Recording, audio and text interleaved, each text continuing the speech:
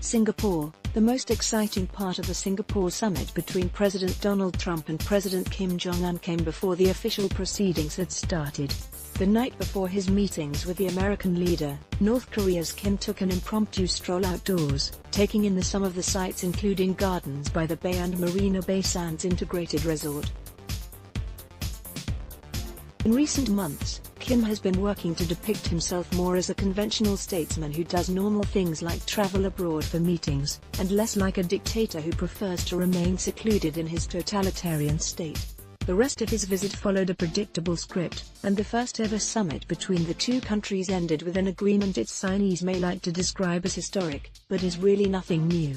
Despite hand-wringing by many critics over Trump's inability to procure a serious commitment to denuclearization from North Korea, the summit nevertheless represents progress, and both leaders deserve credit for pulling off what none of their predecessors ever managed to.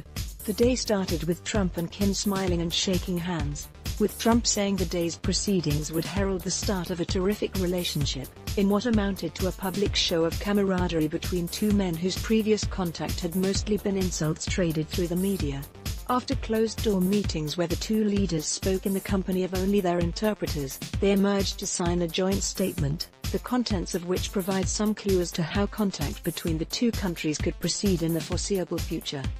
As many pundits quickly pointed out, that statement is full of watery, non-committal language. The body of the agreement is 4 points: forming new U.S.-North Korea relations, making efforts toward peace on the Korean Peninsula, reaffirming the agreement that come out of April's Inter-Korean Summit, and recovering and repatriating Korean War remains. It doesn't take a hardened skeptic to note the lack of specifics. First, a more tangible goal would have been to establish formal diplomatic relations, with embassies in Washington and Pyongyang. That would provide a real framework for cooperation. Efforts toward peace could mean any number of things, while Trump did say in a post-summit press conference that U.S. military exercises in South Korea would be stopped. Those war games have been going on for many years and cannot be called off at a moment's notice. Also, there was no mention of formally ending the Korean War. The language was also vague in the part that says the U.S. will provide North Korea with security guarantees. There is no elaboration on what those guarantees entail or how they would be implemented. Does this amount to a promise that the U.S. will not invade North Korea? To sum up, the statement is vague to the point that it is almost meaningless. Neither side leaves Singapore with any real obligation to follow through on specific pledges, and North Korea is still in possession of just as many nuclear weapons as it was before the summit. But that doesn't mean the whole affair was a waste, or nothing more than a photo op as it has been dismissively described.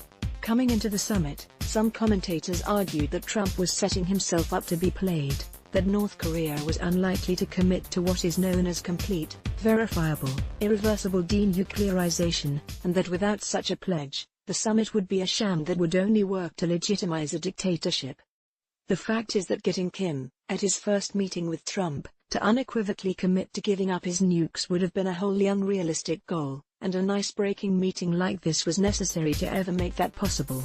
The agreement is imprecise, but it does include a pledge for the two sides to hold follow-up negotiations by U.S. Secretary of State Mike Pompeo and a North Korean official. With any luck, those meetings can be a chance to iron out details. If one has to pick a winner, Kim has come out on top here, having scored both a pledged security guarantee and a halt to U.S.-South Korea military drills. But the real winner is anyone who lives in or cares about Korea.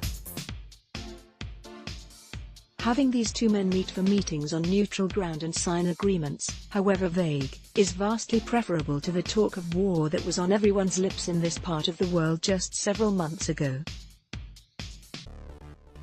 Even 1 year ago, no one would have imagined Kim Jong-un leisurely strolling around a major international city, admirably taking in the achievements of a country with a free market economy, or becoming the first North Korean leader to shake hands with a sitting U.S. president. Peace isn't here yet, but this summit brings us one step closer to it. For that, it should be welcomed. Stephen Barawik is the politics editor of Korea Exposed.